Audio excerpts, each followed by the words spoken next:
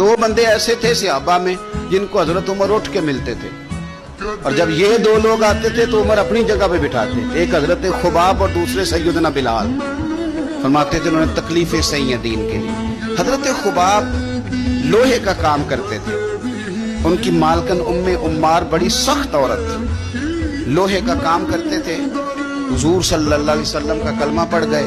ایک دن مالکن کو پتہ چل گیا کہ یہ تو دین اسلام میں چلا گیا، تو وہ آئی بڑے غصے میں باولی ہو کر، اور آپ نے لوہے کی سلاخ آگ میں رکھی ہوئی تھی تو اس نے جلدی سے وہ سلاخ اٹھائی اور جناب خباب کے سر پہ رکھ دی۔ جلتی ہوئی سلاخ وہ آگ کا انگارہ بن جاتی، جل گیا سر مبارک۔